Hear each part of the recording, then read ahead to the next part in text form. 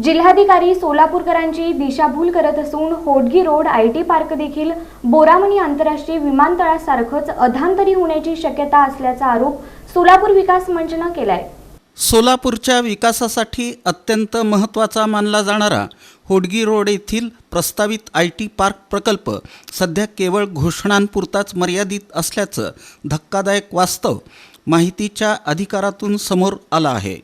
सोलापूर विकास मंचच्या सदस्यांनी NTPC आणि AAIकडे दाखल केलेल्या RTI अर्जांमधून मिळालेल्या उत्तरांवरून जिल्हाधिकारी सोलापूर यांच्या वक्तव्यांबाबत गंभीर प्रश्नचिन्ह निर्माण झालं आहे। NTPCकडून मिळालेल्या अधिकृत उत्तरानुसार होडगी आयटी पार्कसाठी कोणताही MOU, power supply agreement, letter of intent किंवा कोणतीही औपचारिक प्रक्रिया अस्तित्वात नाही।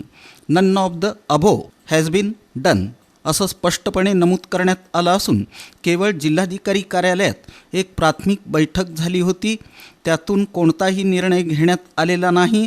तसंच NTPC ही वीज निर्मिती करणारी कंपनी असून ती केंद्र सरकारच्या धोरणानुसारच वीज विक्री करते। स्वस्त दरात विशेष वीज पुरवठ्याची कोणतीही योजना अस्तित्वात नसल्याचंही स्पष्ट करण्यात आलं आहे।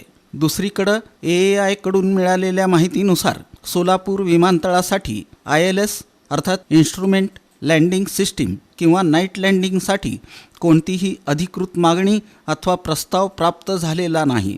यामुळे भविष्यात आयटी पार्कसाठी आवश्यक असलेल्या उंच इमारतींना परवानगी मिळण्याबाबत अनिश्चितता निर्माण झाली आहे। जिल्हाधिकाऱ्यांनी केलेल्या घोषणांमध्ये NTPC स्वस्तात वीज देणार आणि आयटी पार्कसाठी सर्व सुविधा उपलब्ध होतील असा दावा करण्यात आला होता।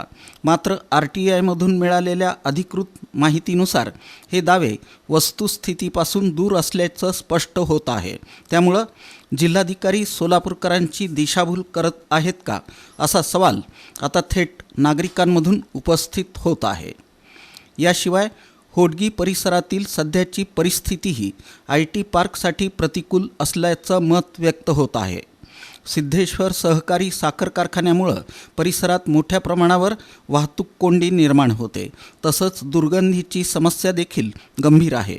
अशा परिस्थितीत आयटी पार्कसारख्या उच्च दर्जाच्या प्रकल्पासाठी हा परिसर योग्य आहे का याबाबत प्रश्न उपस्थित केले जात आहेत।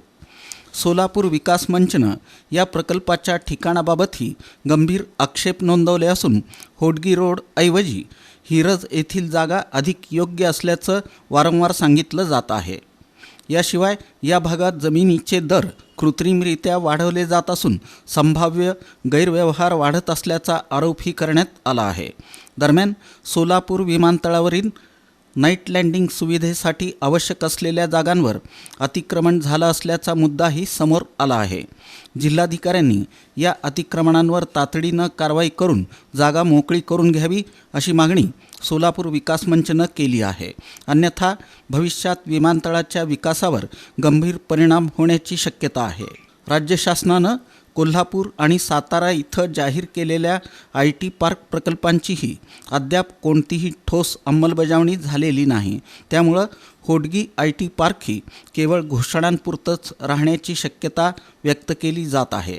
सोलापूर विकास मंचनं इशारा दिला आहे की जिल्हाधिकारी कुमार आशीर्वाद यांची लवकरच बदली झाल्यानंतर या प्रकल्पाची जबाबदारी इतरांवर ढकलली जाईल आणि सोलापूरकरांना भविष्यात त्याचे परिणाम भोगावे लागतील। बोरामणी आंतरराष्ट्रीय विमानतळ प्रकल्पाबाबत जशी दिशाभूल झाली होती तशीच परिस्थिती पुन्हा निर्माण होण्याची भीती व्यक्त केली जात आहे। सोलापूरच्या औद्योगिक आणि आर्थिक विकासासाठी आयटी पार्क हा अत्यंत महत्त्वाचा प्रकल्प असला तरी वीज पुरवठा, धोरणात्मक परवानग्या, पायाभूत सुविधा आणि प्रत्यक्ष अंमलबजावणी याबाबत अजूनही कोणतीही ठोस प्रगती झालेली नाही। हे RTIमधून स्पष्ट झालं आहे। त्यामुळं राज्य शासनानं पारदर्शकता ठेवून तातडीनं ठोस निर्णय घ्यावा अशी जोरदार मागणी सोलापूरकरांकडून होत आहे।